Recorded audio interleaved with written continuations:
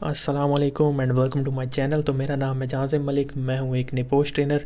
तो इस video series में हम स्टार्ट करने लगे हैं निपोश IGC 1 को फ्रॉम स्टार्ट टू फिनिश। सो ये सीरीज़ 100% फ्री है और यूट्यूब पे अपलोडेड होगी। और इस सीरीज़ के अंदर मैं आपको तमाम यूनिट्स जो हैं हमारे पास एलिमेंट 1 के और एलिमेंट 2 के यानी IGC 1 एंड IGC 2 के तमाम जो एलिमेंट्स हैं वो मैं आपको पढ़ाऊँगा, समझाऊँगा। तो अब अगला क्वेश्चन आता है कि आपको मुझसे ही क्यों पढ़ना चाहिए। तो इसकी नंबर 1 रीज़न ये है कि मैं हूँ निपोश एलुमनाई मेंबर, यानी मैंने निपोश इंटरनेशनल डिप्लोमा किया हुआ है जो कि लेवल 6 कहलाता है आम ज़बानों में। उसके अलावा मैंने निपोश IGC किया हुआ है जो आप अभी मुझसे पढ़ेंगे। और इसके अलावा जो दूसरी एजुकेशन है मेरे पास है masters in geophysics and bachelors in geophysics. So ये कुछ वजूहत हैं जिनकी वजह से आपको निपोश जो है वो मुझसे पढ़ना चाहिए। मैं मोर देन कॉम्पिटेंट हूँ, मैं आपको पढ़ा सकता हूँ। तो अब बात होगी कंप्लीट ट्रेनर की। तो अब हम आगे बात करते हैं आज के हमारे टॉपिक की। तो आज हम स्टडी करेंगे एलिमेंट 1। तो एलिमेंट 1 का नाम क्या है? सो एलिमेंट 1 का नाम है why we should manage health and safety. ठीक है, कि हमें अपने वर्क प्लेस पे हेल्थ एंड सेफ्टी क्यों मैनेज करनी चाहिए, सिंपल एज दिस। तो फर्स्ट ऑफ ऑल हम स्टार्ट करते हैं मॉरल्स एंड मनी से। तो जब से ये निपोश का न्यू सिलेबस है इसके अंदर जो हेडलाइंस हैं वो काफ़ी उन्होंने कैची सी बनाई है। तो मॉरल्स एंड मनी, इखलाकियात और पैसा। तो बेसिकली हमारे पास 3 रीज़न्स हैं, फाइनेंशियल रीज़न्स, इखलाकियात का रीज़न और लीगल रीज़न। ये 3 रीज़न्स हैं जो हम पढ़ेंगे इसके अंदर। तो सबसे पहले कुछ टर्म्स हैं जो हमें समझनी चाहिए। ये 3 टर्म्स हैं जो हमारे पास हेल्थ एंड सेफ्टी में बहुत जगह इस्तेमाल की जाएंगी।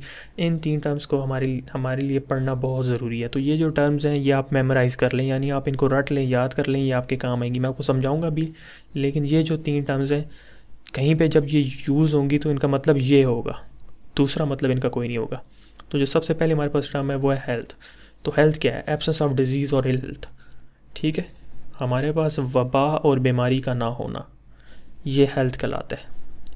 अब इसकी मैं थोड़ा सा आपको और एग्जांपल देता हूँ। जैसे हमारे पास कोरोना की वबा है, डायरिया की वबा है, मलेरिया की वबा है। ये जो वबा अगर वर्क प्लेस पे आ जाए, आप इससे इन्फेक्टेड ना हो, यानी 100 अगर आपके पास वर्कर हैं उनमें से सिर्फ 5 ही इफेक्टेड हो, लेकिन ये वबा जो है ये आपके वर्क प्लेस पे आ जाएगी।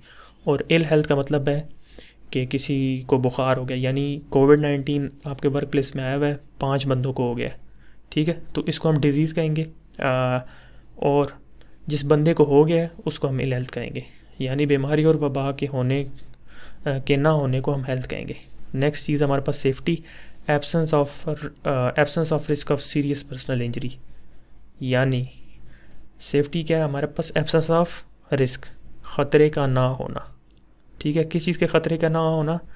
Serious personal injury. For example आपके पास स्लिप हैज़र्ड है, ट्रिप हैज़र्ड है, ठीक है, फायर हैज़र्ड है, आग लगने से कोई जल जाए सवेयर किस्म का, तो ये उसके लिए क्या होगी? सेफ्टी।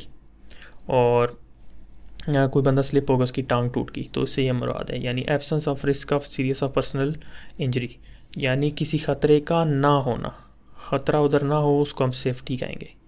उसके बाद अगली हमारे पास चीज़ आती है welfare, access to basic facility. अब आपने डिफरेंट लफ्ज़ सुने होंगे, नाम सुने होंगे, जैसे ईदी वेलफेयर ट्रस्ट हो गई, उसके बाद हमारे पास हो गई अली वेलफेयर ट्रस्ट।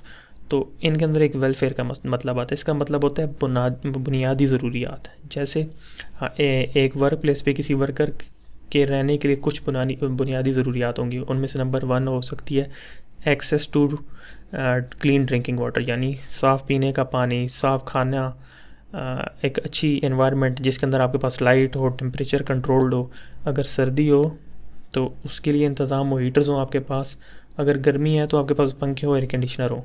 तो इन जो सारी बेसिक फैसिलिटीज़ किसी इंसान के ज़िंदा रहने के लिए चाहिए होती हैं उसको हम वेलफेयर कहते हैं। तो ये जो 3 टर्म्स हैं ये काफ़ी इंपॉर्टेंट हैं। इनमें से आपके पास हेल्थ है, सेफ्टी है, वेलफेयर है। सेफ्टी का मतलब ख़तरे का ना होना, ख़तरा नहीं है तो वर्क प्लेस आपके लिए सेफ़ है। ठीक है, तो उसके बाद हमारे पास आ जाएगी ग्रुप एक्सरसाइज। तो ग्रुप एक्सरसाइज से मैं आपको बता देता हूँ, इसका जो क्वेश्चन है, यानी क्वेश्चन है, ये मैं आपको बता देता हूँ। आपने इसका जो आंसर है वो नीचे कमेंट्स में लिख देना है। सो क्वेश्चन है, why might the management of an organization not consider health and safety to be priority. ठीक है, तो आप इसका आंसर नीचे कमेंट्स में दे दें और इस वीडियो को पॉज कर दें। ओके, तो उम्मीद है आपने आंसर दे दिया होगा।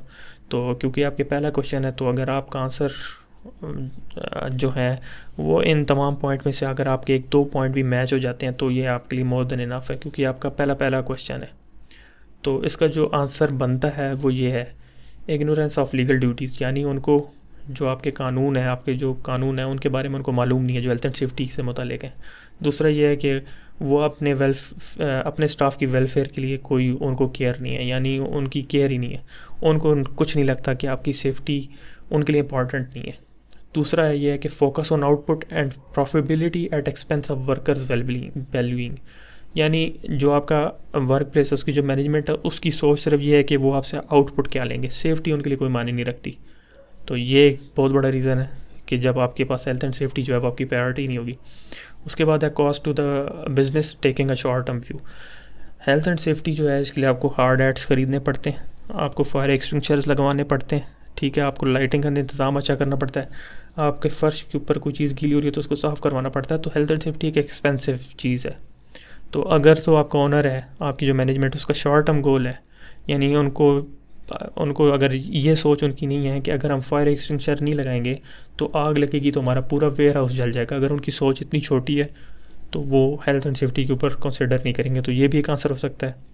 दूसरा ये है कि ignorance of true cost to the business of workers ill health, यानी उनको ट्रू कॉस्ट का नहीं पता, उनको नहीं पता कि अगर एक वर्कर हमारे पास सेफ्टी ना होने की वजह से बीमार हो जाता है तो उसकी जगह में दूसरा वर्कर भी हायर करना पड़ेगा, दूसरा वर्कर हायर करने के लिए अखबार में इश्तिहार भी देना पड़ेगा, वो भी कॉस्ट है। इसके बजाय अगर आपके वर्कर को सर्दी लग रही है तो आप हीटर लगा दें, वो ज़्यादा आसान चीज़ है। लेकिन जब आपकी मैनेजमेंट की ये सोच नहीं होगी तो वो सेफ्टी के बारे में नहीं सोचेंगे। दूसरी बात यह है कि competition within business for access to limited fund. जब भी कोई कंपनी होता है उसका मंथली बजट होता है, वीकली बजट होता है, ईयरली बजट होता है।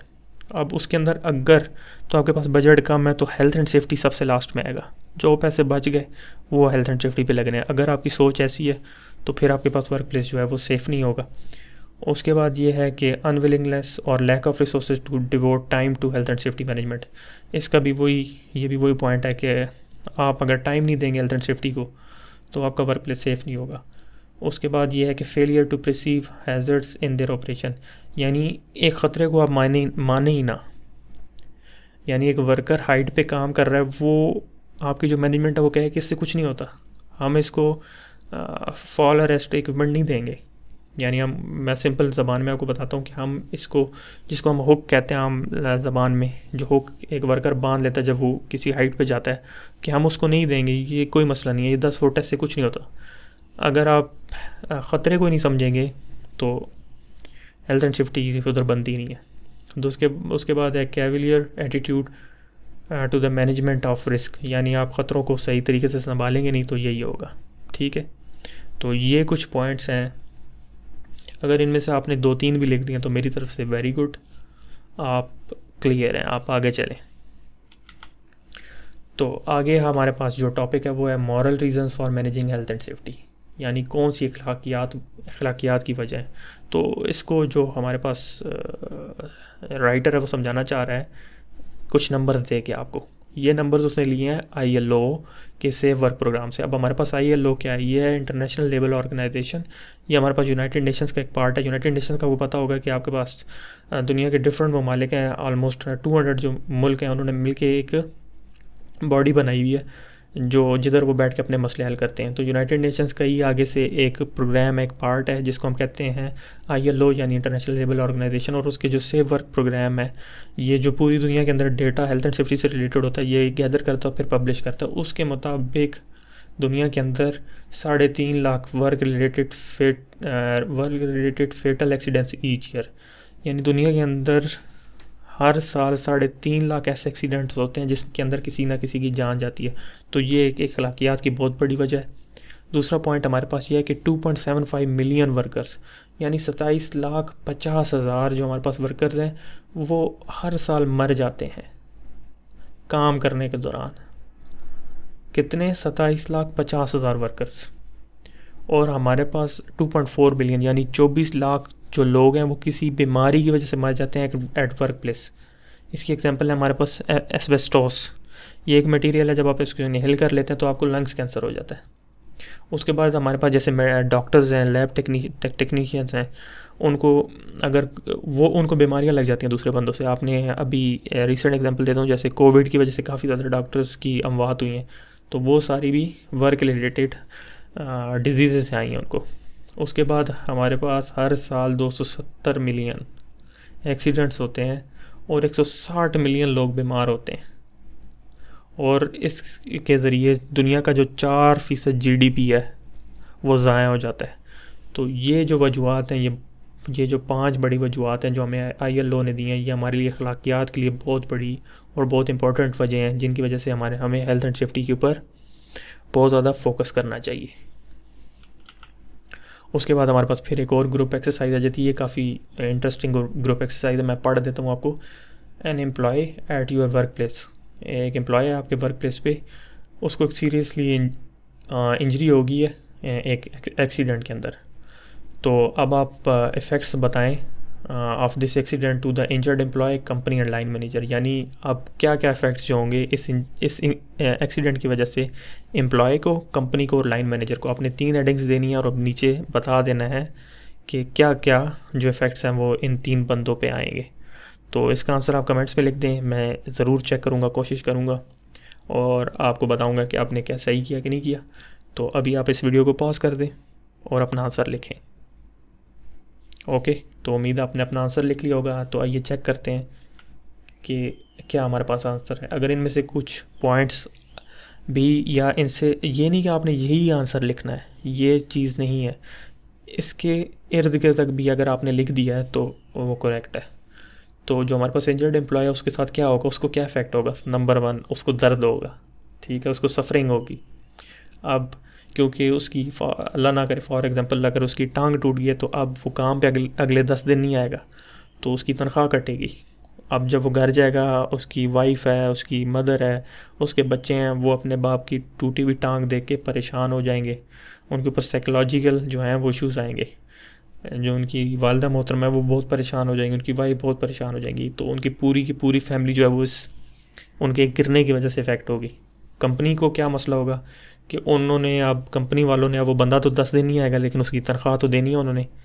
अब उसकी जगह उसके दोस्त काम करेंगे और वर्कर्स काम करेंगे तो उनको ओवर टाइम देना पड़ेगा, ठीक है। अगर तो आप उनके दोस्त जो हैं वो काम करने के लिए तैयार नहीं है तो अब आपको एक नया बंदा हायर करना पड़ेगा, उसके लिए आपको अखबार में इश्तिहार देने पड़ेंगे, ठीक है। तो ये मसला हो जाएगा। दूसरा, जो अब इंश्योरेंस कंपनी है वो कहेगी कि आपका वर्क प्लेस सेफ़ नहीं है, तो अब वो आपकी जो मंथली पेमेंट है इंश्योरेंस की वो बढ़ा देगी। उसके बाद जो आपकी लोकल लॉ इन्फोर्समेंट एजेंसीज़ हैं वो आपको वर्क प्लेस पे आके फ़ाइन कर सकती हैं। तो ये जो इफ़ेक्ट्स हैं ये कंपनी पे हो सकते हैं। लाइन मैनेजर को क्या होगा कि उसका एक अच्छा वर्कर जो है वो उससे जुदा हो गया, ठीक है। अब फॉर एग्ज़ाम्पल एक कंपनी है, उसके अंदर 10 लाइंस हैं, प्रोडक्शन लाइंस हैं। अब एक लाइन पे अगर एक्सीडेंट हो गया तो बाकी 9 लाइंस के बंदे उस लाइन पे नहीं आएंगे, ठीक है। अब वो उस लाइन वर्कर के लिए उन बंदों को अपने पास ठहरना बहुत मुश्किल होगा। जो बाकी 9 होंगे वो भी कहेंगे हम भी कहीं और चले जाएं, तो उसके लिए मसला हो जाएगा। और उसके बाद ये है कि उसको रिप्लेसमेंट्स लानी पड़ेंगी, यानी ओवर टाइम करने के लिए। तो ये जो कुछ इफ़ेक्ट्स हैं वो इस तरह से डिवाइड होंगे हमारे पास। उसके बाद अगली चीज़ आ जाती है the financial reasons for managing health and safety. पैसा भी बहुत बड़ा रीज़न है कि हमें हेल्थ एंड सेफ्टी मैनेज करनी चाहिए, क्योंकि जब भी कोई एक्सीडेंट होता है या कोई बंदा बीमार होता है तो इस पे पैसा खर्च होता है। जो हमारे पास पैसा खर्च होता है वो डायरेक्ट भी हो सकता है और इनडायरेक्ट भी हो सकता है। डायरेक्ट से मुराद ये है कि मेजरेबल, जो चीज़ आप मेजर कर सकते हैं, यानी आप गिन सकते हैं एक्सीडेंट के होने की वजह से, वो पैसा जो एक्सीडेंट के होने की वजह से आप गिन सकते हैं डायरेक्टली उस वजह से लगेगा, उन कॉस्ट को हम डायरेक्ट कॉस्ट बोलेंगे। और इनडायरेक्ट कॉस्ट वो होंगी जो अराइज होंगी कॉन्सिक्वेंस ऑफ डैट इवेंट, यानी उस इवेंट के होने के नतीजे में जो कॉस्ट आएंगी लेकिन वो डायरेक्टली इन्वॉल्व नहीं होंगी, तो उनको हम इनडायरेक्ट कॉस्ट कहते हैं। इसकी एग्जांपल ये है कि फॉर एग्जांपल आपकी एक कंपनी है, उसके अंदर एक बंदा गिरा, उसकी टांग टूट गई, तो उसकी टांग टूट गई तो उसको जब हॉस्पिटल में लेके जाएंगे तो वो तो डायरेक्ट कॉस्ट होगी। लेकिन अब उसकी टांग टूटने की वजह से जो आपका टाइम ज़ाया होगा, ठीक है, आपको नए वर्कर ज़ाया करने के लिए पैसा लगेगा। और फॉर एग्ज़ाम्पल वो बात आपके मीडिया पे आ जाती है, तो मीडिया पे आने की वजह से आपकी कंपनी का नाम बदनाम होगा, आपको और बिज़नेस नहीं मिलेगा। तो ये सारा जो पैसा है ये आप गिन नहीं सकते। यानी टीवी पे ख़बर आने के बाद आपको तो नहीं पता ना कि अगले 10 सालों में कितना काम आपको नहीं मिलेगा। तो ये जो कॉस्ट होंगी हमारे पास, ये सारी होंगी इनडायरेक्ट कॉस्ट होंगी। और अगर आप हेल्थ एंड सेफ्टी नहीं करेंगे तो उसका इफेक्ट जो होगा वो बहुत बड़ा होगा, यानी आपको पता नहीं होगा। जैसे पाइपर अल्फ़ा को होता BP ब्रिटिश पेट्रोलियम के साथ, जो पाइपर अल्फ़ा एक्सीडेंट हुआ था जिसकी वजह से ऑयल हमारे पास स्पिल हो गया था, उसकी वजह से पूरी दुनिया की ऑयल एंड गैस इंडस्ट्री पे इम्पेक्ट आया था। तो ऑयल प्राइसेस बढ़ गई थी तो मसाइल हो गए थे। तो ये नहीं है कि अब आपकी कंपनी की वजह से, एक एक्सीडेंट की वजह से बहुत ज़्यादा इफ़ेक्ट आ सकते हैं। तो ये हो गई हमारे पास कॉस्ट। अब डायरेक्ट कॉस्ट को थोड़ा और बता रहा है, पॉइंट दे रहा है। डायरेक्ट कॉस्ट क्या होगी? फर्स्ट एड ट्रीटमेंट, आपने इसको फर्स्ट एड ट्रीटमेंट देना है, उस पर पैसा लगेगा। अब वो बीमार हो गया, वो छुट्टी पे चला गया तो उसको तनख्वाह देनी पड़ेगी। उसके बाद फॉर एग्ज़ाम्पल एक फॉर्क लिफ्ट है वो गिरा है फॉर एग्ज़ाम्पल, तो अब आपने उसको ठीक तो करना है ना। अगर तो ठीक करेंगे उस पर पैसा लगेगा, नहीं तो अगर आप उसकी जगह अगर आपको नया फॉर्क लिफ्ट लेना पड़ेगा तो उस पर भी मसला होगा। अब उस फॉर्क लिफ्ट की गिरने की वजह से जो आपकी बिल्डिंग में नुकसानात हो गए उन पे भी पैसा लगेगा उनको ठीक करने के लिए, तो ये भी मसला है। उसके बाद अगर फॉर एग्ज़ाम्पल उस फॉर्क लिफ्ट के ऊपर कुछ सामान पड़ा हुआ है, गिरने की वजह से वो भी तो टूट गया ना, तो अब आपका रॉ मटेरियल जो है या आपका जो प्रोडक्ट है वो भी डैमेज हो गए। फॉर एग्ज़ाम्पल उसके ऊपर अगर प्लेटें पड़ी हुई हैं सेरेमिक की, वो गिर के टूट गई, उनका ख़र्चा, ये भी आपके पास डायरेक्ट कॉस्ट होगी। यानी गिरने की वजह से 10,000 प्लेटें टूट गई तो 10,000 प्लेटों का नुकसान हो गया आपका। उसकी वजह से ये है कि जब कोई भी एक्सीडेंट होता है तो टाइम बहुत ज़ाया होता है। यानी एक लाइन है, प्रोडक्शन लाइन है, वहाँ पे अगर एक्सीडेंट हो गया तो वो उसको रोकना पड़ता है, तो आपका क्या होगा, टाइम जो है वो ज़ाया होगा। आपको वहाँ पे सफाई करवानी पड़ेगी, उस एरिया को दोबारा फिर सेव करना पड़ेगा। तो ये जो सारी कॉस्ट हैं ये हमारे पास डायरेक्ट कॉस्ट आ जाएंगी। उसके बाद है हमारे पास इनडायरेक्ट कॉस्ट। ये जैसे मैंने आपको बताया था ये बहुत ब्रॉडर होती हैं, ये आप गिन नहीं सकते, ठीक है। ये डायरेक्टली उस एक्सीडेंट की वजह से नहीं होती। उसकी जो इसने पहला पॉइंट बताया है वो रिडक्शन इन स्टाफ मोरल। यानी फॉर एग्जांपल एक प्रोडक्शन लाइन है, उसके अंदर एक बंदा आपके सामने गिरा कल, उसकी टांग टूट गई, तो अब आपके जो बाकी 10 में से एक बंदे तो इंजर हो गए, जो बाकी 9 बंदे हैं उनका मोरल ठीक नहीं होगा, वो परेशान होंगे, वो कहेंगे नहीं यार हमने इधर काम नहीं करना, इधर तो मैं अगर फॉर एग्जांपल हम गिर गए तो हमारी तो टांगें टूट जाएंगी, ये तो मसला हो गया। तो उनका जो मोरल है वो बहुत ज़्यादा डाउन हो जाता है, जिसकी वजह से वो एफिशिएंट नहीं रहते, उनका माइंड काम पे नहीं होता, उनका माइंड होता है यहाँ से भागने में, जिसकी वजह से वो सही तरीके से दिल से काम नहीं करते। फॉर एग्जांपल अगर आपको ये लेक्चर पसंद नहीं आ रहा तो आपका दिल होगा मैं यहाँ से भाग जाऊँ, तो वो तो बात सही ना हुई ना, यानी आप सही फोकस से नहीं पढ़ेंगे। दूसरा ये होगा कि जब बात मशहूर होगी कि इस कंपनी के अंदर बंदे गिरते हैं और उनकी टांगें टूट जाती हैं, तो अब नए बंदे आपके पास हायर करने के लिए बड़े मसाइल होंगे, ठीक है। तो ये जो कॉस्ट है ये इनडायरेक्ट कॉस्ट होगी, यानी बंदे ही नहीं आ रहे अब आपको उनको हायर करने के लिए अखबार में इश्तिहार 10 दफ़ा देने पड़ रहे हैं। पहले तो आप सिर्फ कंपनी के बाहर ही लेके लगा जाते थे, बंदे ज़रूरत हैं, बंदे आ रहे थे क्योंकि ये कंपनी बड़ी सेफ़ है जी, यहाँ पे तनख्वाह भी अच्छी है। अब बात मशहूर हो गई है कि यहाँ पे तो बंदा गिर जाता है, तो अब जो ये कॉस्ट है ये सारी इनडायरेक्ट कॉस्ट में चली जाएंगी। उसके बाद ये होगा कि आपका कस्टमर है, जैसे मैंने प्लेट्स की एग्जांपल दी थी, एक प्लेट्स एक होटल है जो आपसे प्लेट्स बनवाती है। अब वो आपसे प्लेट्स नहीं बनवाएगी जब उनको ये पता चलेगा कि यहाँ पे तो एक्सीडेंट बहुत होते हैं, भाई यहाँ पे एक्सीडेंट होते हैं, बंदे इंजर होते हैं, फोर्क लिफ्ट गिर जाते हैं तो आपकी प्लेटें टूट जाती हैं। प्लेटें जो हैं वो आपको फिर 20 दिनों बाद मिलती हैं, तो कस्टमर की गुडविल आपके साथ नहीं रहेगी, वो आपके साथ अच्छा नहीं रहेगा, वो दूसरी फैक्ट्री के पास चला जाएगा। दूसरी बात यह है कि अगर यही बात मीडिया पे आ जाएगी तो आपका इमेज ज़ीरो हो जाएगा, यानी ना वर्कर आपके पास आएंगे ना काम आपके पास आएगा। तो इसकी वजह से जो इफ़ेक्ट होंगे वो बहुत ही ज़्यादा नेगेटिव होंगे। दूसरी बात यह है कि फॉर एग्ज़ाम्पल आपके जो इंडस्ट्रियल रिलेशनशिप है, यानी डिफरेंट कंपनीज़ होती हैं, B2B बिज़नेस टू बिज़नेस जो आपके रिलेशनशिप होते हैं वो ख़राब हो जाती हैं। जो बड़ी कंपनीज़ होंगी जो हेल्थ एंड सेफ्टी जिनकी प्रायोरिटी है, वो ऐसी कंपनी के साथ काम करना पसंद नहीं करेंगी जिनके जो वर्कर हैं वो सेव नहीं है। जिसके एग्जांपल एप्पल जो है वो USA की कंपनी है, लेकिन उसकी जो मैन्युफैक्चरिंग हो रही है वो चाइना में हो रही है। अगर चाइना में जैसे आज से 4-5 साल पहले जो उनकी जो मैन्युफैक्चरिंग पार्ट सप्लायर कंपनी थी उसके अंदर लोग खुदकुशियाँ कर रहे थे, जिसकी वजह से एप्पल को बहुत इम्पैक्ट पड़ा, तो एप्पल ने जो अपने टाइज़ हैं वो ख़त्म कर दिए उस प्रोडक्शन कंपनी के साथ। तो इस तरीके से जो बड़ी कंपनीज़ होती हैं अगर वो किसी छोटी कंपनी से कोई पार्ट्स ले रही हैं और वो कंपनी हेल्थ एंड सेफ्टी पे नहीं काम करी तो वो फिर उससे दूर हो जाती है। दूसरी बात यह है कि हमारे पास वर्कर यूनियंस होती हैं, जो बड़ी फैक्ट्रीज होती हैं तो वर्कर यूनियंस होती हैं, तो वो स्ट्राइक भी बिठा सकती हैं। यानी कि एक्सीडेंट बार बार हो रहा है तो स्ट्राइक बैठ जाएगी, उसके ऊपर आपका बहुत ज़्यादा खर्चा हो जाएगा, फिर आपको वर्कर्स को मनाना पड़ेगा, तो लीगल मसाइल भी हो सकते हैं, पूरी की पूरी फैक्ट्री बंद हो सकती है 1 महीने के लिए। तो ये डिफरेंट कॉस्ट हैं जो इनडायरेक्ट कॉस्ट हैं। उसके बाद हमारे पास आ जाती हैं इंश्योर्ड कॉस्ट और अनइंश्योर्ड कॉस्ट, यानी जो आपकी कॉस्ट जो होती हैं इंश्योरेंस ने कवर की हुई होती हैं वो कॉस्ट, और अनइंश्योर्ड कॉस्ट जो इंश्योरेंस में कवर नहीं होती हैं, आपने खुद भरनी होती हैं।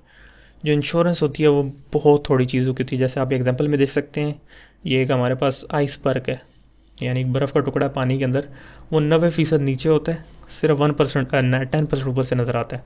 तो हमारे पास इंश्योरेंस किस चीज़ की होती है? फायर इंश्योरेंस होती है, वर्कर इंजरी डेथ इंश्योरेंस होती है, और मेडिकल कॉस्ट की इंश्योरेंस होती है। इसके अलावा और कोई इंश्योरेंस नहीं होती। तो ये जो 3 कॉस्ट हैं आपकी, ये इंश्योरेंस कंपनीज आपकी कवर कर देती हैं। यानी बिल्डिंग को आग लग गई, पूरी बिल्डिंग जल गई, तो बिल्डिंग की इंश्योरेंस हुई पे पैसे मिल जाएंगे।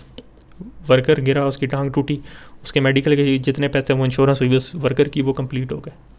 खुदा न खासा अगर वर्कर की डेथ हो गई है तो इंश्योरेंस के पैसे उसकी फैमिली को मिल जाएंगे, ये आपको भी पता है। तो ये जो सारी कॉस्ट हैं ये इंश्योर्ड कॉस्ट होती हैं। लेकिन अनइंश्योर्ड कॉस्ट क्या है कि एक वेयर हाउस है, उसके अंदर कपड़े पड़े हुए हैं, बने बनाए आपने कपड़े रखे हुए हैं, 1 लाख शर्ट्स रखी हुई अपनी, वेयर हाउस जल गया, बिल्डिंग के पैसे मिल गए, लेकिन उन 1 लाख शर्ट्स के पैसे आपको नहीं मिलेंगे। उसके बाद सिक पे है, फॉर एग्ज़ाम्पल वर्कर के गिरने की वजह से टांग टूट गई, उसके जितने मेडिकल खर्चे होंगे वो तो मिल जाएंगे, लेकिन अब वो वर्कर बीमार हो के 6 महीने के लिए घर के अंदर बैठा हुआ है, तो आपको उसको तनख्वाह देनी पड़ेगी, ये इंश्योर्ड नहीं होगी। अब उसकी जगह आप जो दूसरे बंदे ला रहे हैं उनको आपको ओवर टाइम देना पड़ेगा, वो कंपनी वो चीज़ें इंश्योर्ड नहीं होती। जैसे मैंने पहले आपको एग्जांपल दी थी फॉर्क लिफ्ट की। अब फॉर्क लिफ्ट है, वो गिरा, उसने आगे से आपकी कन्वेयर बेल्ट को ख़राब कर दिया, तो अब आप उस कन्वेयर बेल्ट को जो ठीक कराना है वो तो इंश्योर्ड नहीं होगी। और लॉस्ट मटेरियल्स, जैसे मैंने आपको पहले वो एग्जांपल बताइए कि वेयर हाउस जल गया, लेकिन वेयर हाउस के अंदर जो आपके पास मटेरियल है वो इंश्योर्ड नहीं होता मोस्ट ऑफ द टाइम। कई दफ़ा होता है लेकिन मोस्ट ऑफ द टाइम नहीं होता। उसके बाद जी जो सेक्शन 1 है ये अब एंड होने लगा, ख़त्म हो गया ये सेक्शन 1। तो उम्मीद है आपको सेक्शन 1 जो है वो कंप्लीट समझ आ गया होगा। सेक्शन 2 देखने के लिए आप मेरे चैनल पे आएँ और मेरी दूसरी वीडियो देखें, ठीक है। फिर इसके बाद आप सेक्शन 3 में जाएँ, 1.3 करें, फिर आप 1.4 करें, उसके बाद आपका जो एलिमेंट 1 है वो कंप्लीट हो जाएगा। तो ये लास्ट क्विज़ है, ये मैं आपको बता देता हूँ। इसके अंदर 2 क्वेश्चन है हमारे पास, एक है फिल इन दी ब्लैंक्स और एक सिंपल क्वेश्चन है, what are the 3 main reasons for managing health and safety. इसका आंसर आपने नीचे कमेंट्स में देना है। अब उसके बाद जाती हैं fill in the blanks, safe place of dash, safe plant and dash, safe dash of work, training dash and competency of dash. इसका आपने जवाब देने हैं, नीचे आप मुझे कमेंट्स में लिख के बताएं, उसके बाद मैं आपको इनके आंसर्स भी बताता हूँ। तो अभी आप वीडियो पॉज करें और इनके आंसर लिखें। तो जी क्वेश्चन नंबर 1 के जो 3 मेन रीजंस हैं वो हैं social reasons, economic reasons and legal reasons. Fill in the blanks हैं सेफ प्लेस ऑफ वर्क, ठीक है, डैश के अंदर वर्क आएगा, सेफ प्लांट एंड इक्विपमेंट, नीचे आएगा सेफ सिस्टम ऑफ वर्क, ठीक है। उसके बाद नीचे आएगा ट्रेनिंग। अब बताएं आपने क्या लिखा, आपने ठीक लिखा है कि नहीं लिखा। Training, supervision and competency of staff, ये इसका आंसर है। तो ये है हमारे एलिमेंट का नाम, element 1.2 regulating health and safety. तो इसके अंदर जो पहली हमारे पास हेडिंग आती है वो आती है कि legal reason for managing work place health and safety. ये हम पिछले 1.1 में भी पढ़ चुके थे कि जो one of the main reason है वो हमारे पास लीगल रीज़न है कि आपको हेल्थ एंड सेफ्टी को फॉलो करना चाहिए। उसके बाद ये हमें इधर बता रहा है कि almost all the countries, most of the countries, मतलब दुनिया की इस टाइम जो जितनी भी कंट्रीज़ हैं उनके अंदर कोई ना कोई हेल्थ एंड सेफ्टी के लॉज हैं। अगर हम उन लॉज को फॉलो नहीं करेंगे तो उनके नतीजे में हमें अदालत में घसीटा जा सकता है। Failure to achieve legal minimum standards can lead to prosecution, यानी आपको अदालत में घसीटा जा सकता है। फॉर एग्ज़ाम्पल जो असूल हैं अगर उनको आप मिनिमम फॉलो नहीं करेंगे, यानी उनको हम फॉलो नहीं करेंगे, यानी उनके ऊपर आप पूरा नहीं उतरेंगे। एक तो होता है ओवर अचीविंग, जैसे आप डिफरेंट कंपनीज़ में जाते हैं, एक कंपनी उसका बजट बहुत ज़्यादा है, अगर आपको एक जगह पे हार्ड हैट की ज़रूरत है तो वो कंपनी के जो हार्ड हैट्स होंगे वो काफ़ी ज़्यादा मजबूत होंगे, वो काफ़ी अच्छी क्वालिटी के होंगे। लेकिन उसके बरक्स अगर छोटी कंपनी वो बराए नाम हार्ड हैट्स दे देगी, लेकिन वो ये है कि वो असूल अपने पूरे कर रही है, यानी वो कानूनी तौर पर पूरी है। तो अगर आप मिनिमम उनको अचीव कर लेते हैं तो फिर तो आपके ख़िलाफ़ कानूनी कार्रवाई नहीं होगी। लेकिन अगर आप वो पूरे नहीं करते, कानून पूरे लोकल नहीं करते, तो फिर आपको अदालत में घसीटा जा सकता है। तो ये थे हमारे पास लीगल रीजंस। उसके बाद हमें ये बता रहे हैं इंटरनेशनल फ्रेमवर्क है, जिसके अंदर हमने ILO के बारे में बात की थी कि ये इंटरनेशनल लेबर ऑर्गेनाइजेशन है। ये एक एजेंसी है आगे से यूनाइटेड नेशंस की। आपको जैसे पता है कि यूनाइटेड नेशंस है, इसके अंदर दुनिया की ऑलमोस्ट सारी कंट्रीज़, कुछ एक दो छोड़ के, वो इसके मेंबर हैं। और ये जो हमारे पास ILO है, ये करती है कि ये इंटरनेशनल स्टैंडर्ड को सेट करती है, एक इंटरनेशनल स्टैंडर्ड्स बनाती है, उनको सेट करती है। और उनको सेट कैसे करती है, ये पब्लिश करती है दो चीज़ें, एक कन्वेंशन, दूसरी रिकमेंडेशन। इसको मैं आगे डिटेल में बताऊंगा, आपने अभी परेशान नहीं होना। एक कन्वेंशन और एक रिकमेंडेशन हमें देती है। तो आगे हमारे पास आ गई कन्वेंशंस। तो कन्वेंशंस क्या है, इसके अंदर हम लोग के बाइंडिंग ऑब्लिगेशंस और policies to implement their provisions, no legal authority unless ratified by the member state to its own legal structure. यानी ये हमें SOPs देती है, ये हमारे पास एक कानून साजी करती है, ठीक है, एक हमारे पास एक कानून बना देती है। आगे एक मुल्क की मर्ज़ी है कि वो उसको फॉलो करे या ना करे, ठीक है। जैसे दुनिया के अंदर कुछ चीज़ों के असूल होते हैं, इंटरनेशनल ट्रेड है उसके असूल होते हैं। अब वो हर मुल्क फॉलो नहीं करता, लेकिन ये एक असूल हैं जो बनाए जाते हैं, जो इंसान की सोच में होता है कि ये मैंने फ़ॉलो करने। फॉर एग्ज़ाम्पल, आपको ठंड लगती है तो आप गर्म कपड़े पहन लेते हैं, ये एक असूल है, ठीक है।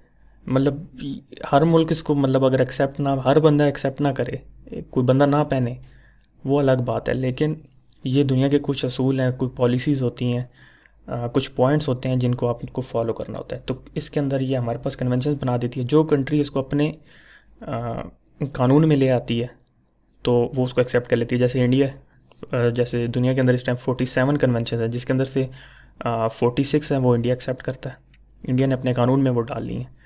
तो आउट ऑफ 47, 46 वो एक्सेप्ट करता है। तो जो ये यूनाइटेड नेशंस जो है, ये का जो आगे पार्ट है ILO, ये कानून साजी करके तमाम मुल्कों को दे देता है। आगे उन मुल्कों की मर्ज़ी है कि वो उनको फॉलो करें या ना करें।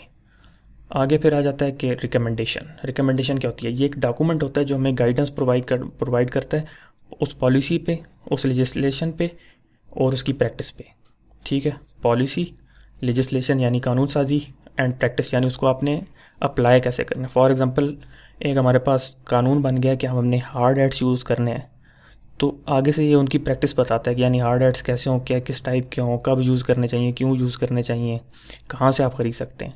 तो ये हमारे पास आगे रिकमेंडेशंस में आ जाते हैं।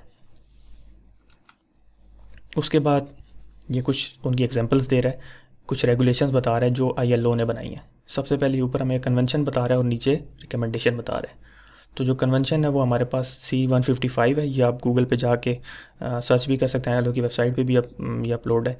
तो ये गोल सेटिंग पॉलिसी है फॉर कंपनीज एंड नेशन, ये गोल सेटिंग पॉलिसी है। इस पॉलिसी को हम डिटेल में पढ़ेंगे। ये हमारे पास आ गई कन्वेंशन C-155। फिर उसके बाद आ गया occupational health and safety recommendation 1981 R-164। तो ये हमारे पास जो रिकमेंडेशन है ये एक्सप्लेन करती है हमारे पास C-155 को, ये C-155 को सप्लीमेंट करती है और उसके ऊपर पूरी गाइडेंस देती है। यानी कोई मुल्क C-155 को अपनाना चाहता है, जब वो उसको अपना लेता है तो अब उसको उसकी गाइडेंस भी तो चाहिए ना। यानी कोई बंदा C-155 के ऊपर अमल नहीं करता तो वो अदालत, जो वर्कर है वो उसको अदालत में ले जाता है अपने एम्प्लॉयर को। तो आगे अदालत कुछ पॉइंट्स तो देखेगी ना, वो पॉइंट्स हमें किस चीज़ में बताए जाते हैं, रिकमेंडेशंस में बताए जाते हैं। ये डिटेल डॉक्यूमेंट्स होते हैं। तो इसके अंदर फिर ये C-155 को सप्लीमेंट करता है और ज़्यादा गाइडेंस देता है कि आप कैसे कंप्लाई कर सकते हैं, और इसकी पॉलिसीज़ को बताता है। जो C-155 की पॉलिसीज़ हैं उनको आप कैसे इम्प्लीमेंट करेंगे। अब जो हमारे पास कन्वेंशन है 155, उसके अंदर जो एम्प्लॉयज़ रिस्पॉन्सिबिलिटी हमें बताई गई हैं उनको अब हम डिटेल में पढ़ते हैं। तो इसके अंदर पहले बताया जाता है कि जो एम्प्लॉयर्स है, he must ensure that work place machinery equipment and work processes are safe and without risk to health. यानी हमारे पास जो वर्क प्लेस है, वो वहाँ पे जो मशीनरी है, वो जो इक्विपमेंट है और जो वहाँ पे काम करने के प्रोसेस है वो सेफ़ होने चाहिए और किसी किस्म का भी रिस्क नहीं होना चाहिए वर्कर को और उसकी हेल्थ के ऊपर। फिर आगे इसके अंदर अगला पॉइंट है कि ensure that chemical, physical and biological substances and agents are without risk to health with protective measures have been taken. यानी जब आपने प्रोटेक्टिव मेजर्स यानी mask, goggles, hard hat, overall मैं एग्जांपल दे रहा हूँ, जब वर्कर ने वो पहने हों तो उसके ऊपर किसी भी किस्म का उसकी सेहत के ऊपर कोई इफ़ेक्ट ना आए। किसके थ्रू? केमिकल्स के थ्रू। जो वहाँ पे केमिकल्स यूज़ हो रहे हैं, फिज़िकल यानी कोई हार्ड चीज़, हमारे पास डिफरेंट फिज़िकल मैटर्स भी होते हैं। फॉर एग्जांपल डस्ट है, सॉ डस्ट है, जब आप लकड़ी करते हैं तो सॉ डस्ट निकलती है, वो फिज़िकल हमारे पास आ जाते हैं, फिज़िकल में आ जाते हैं।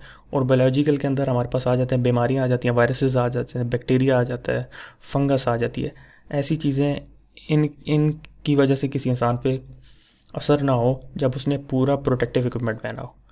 फिर उसके बाद तीसरा इसके अंदर पॉइंट आ जाता है कि कंपनी एम्प्लॉयर्स की ये जॉब है कि वो प्रोवाइड करे adequate protective clothing and equipment to prevent risk of accidents और एडवर्स हेल्थ इफ़ेक्ट्स। यानी एम्प्लॉयर का ये काम है कि वो आपको प्रॉपर प्रोटेक्टिव इक्विपमेंट प्रोवाइड करे जो आपको किसी भी इंजरी से बचाए, किसी भी एक्सीडेंट होने से पहले ही आपको बचा ले। जैसे वर्क एंड हाइट है, उसके अंदर हार्नेस होती है या फॉल अरेस्ट होता है। यानी जब आप वो तो पहली बात तो ये है कि वो जैसे स्लिप रेजिस्टेंट बूट होते हैं, वो आपको स्लिप होने से ही बचा लेते हैं, ठीक है। तो इस तरह के वो इक्विपमेंट करें। अगर फॉर एग्जांपल आप वर्क एंड हाइट कर रहे हैं तो अगर आप गिरते हैं तो फॉल अरेस्ट जो प्रोटेक्शन इक्विपमेंट है वो आपको बचा ले और उसकी वजह से आपकी सेहत के ऊपर कोई असर ना हो। तो ये जो हैं एम्प्लॉयज़ की रिस्पॉन्सिबिलिटीज़ हैं। फिर उसके बाद बेसिक एम्प्लॉयज़ रिस्पॉन्सिबिलिटी को आगे फिर फर्दर उसने बताया कि everybody is responsible for health and safety but most of the responsibility lies with the employer to provide.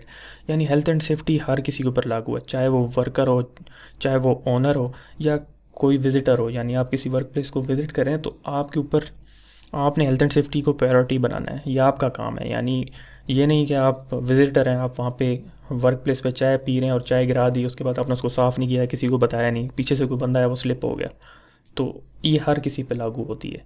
लेकिन सबसे ज़्यादा रिस्पॉन्सिबिलिटी एम्प्लॉयर की है। एम्प्लॉयर ने सबसे पहले सेफ्टी को प्रायोरिटी बनाना है।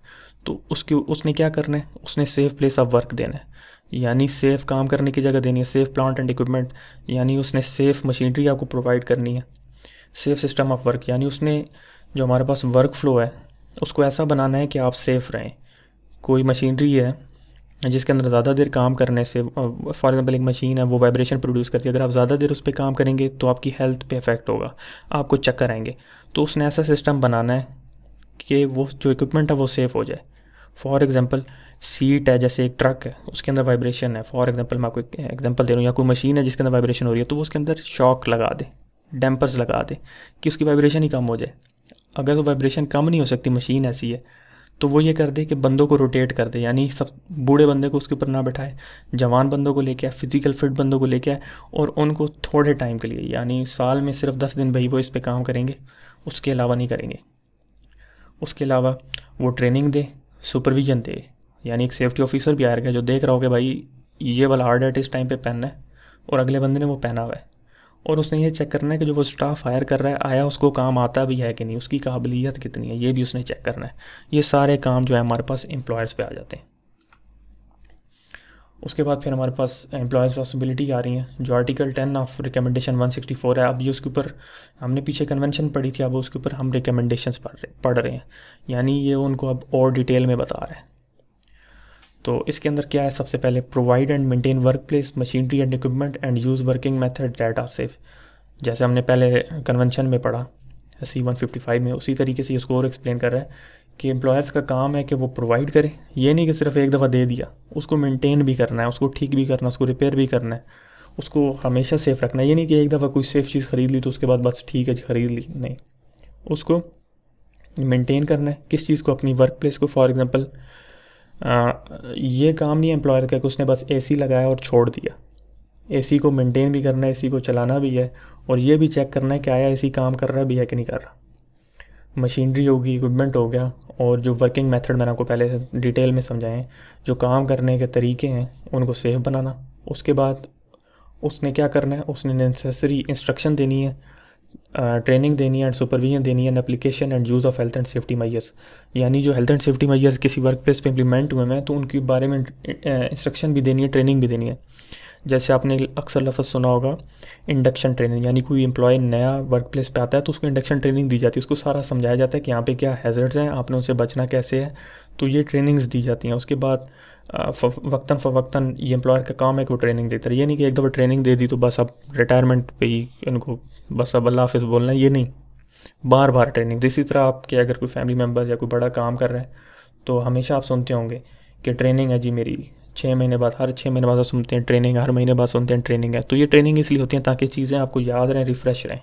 और आप उन कंपनीज़ ने ये लोकल लॉज होते हैं जो फॉलो करने होते हैं वो इसलिए करवा रहे होते हैं।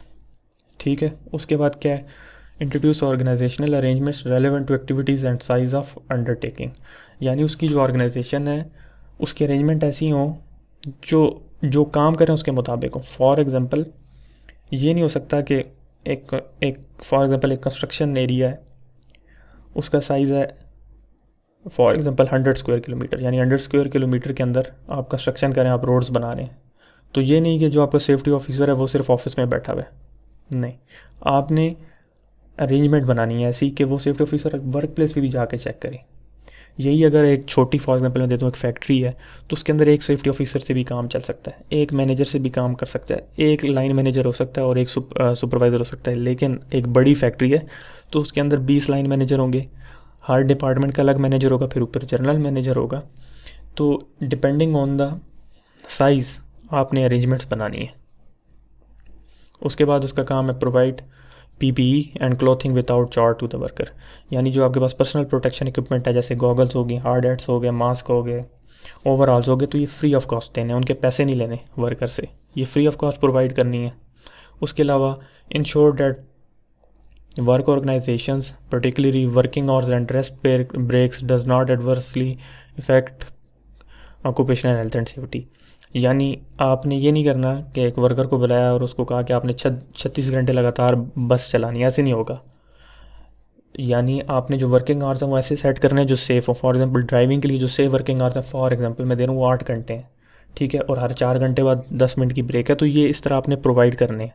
ये नहीं होगा बस ड्राइवर हायर कर लिया, उसको ट्रेनिंग दे दी, उसको कह दिया कि सीट बेल्ट पहन लो, बस जो है वो सेफ़ है, लेकिन अब उसको आपने कह दिया कि तुमने भाई 36 घंटे बस चलानी है, ऐसे नहीं होगा। तो ये चीज़ें भी आपने ध्यान में रखनी होंगी। उसके बाद take reasonable practical measures with the view of eliminating excessive physical and mental fatigue. Fatigue का मतलब होता है थकावट। एक होती है फिज़िकल थकावट, एक होती है मेंटल थकावट। फिज़िकल थकावट ये है कि आपने हाथों से काम करना है, आप ईंटें किसी जगह पे लगा रहे हैं, आप ब्रेक ले रहे हैं, तो वो जो आपको उधर जो आपको थकावट मिलेगी वो दिमागी फ़िज़िकल होगी, यानी जिस्म में आपकी थकावट होगी, आपके बाजू दर्द करेंगे, आपकी कमर दर्द करेगी।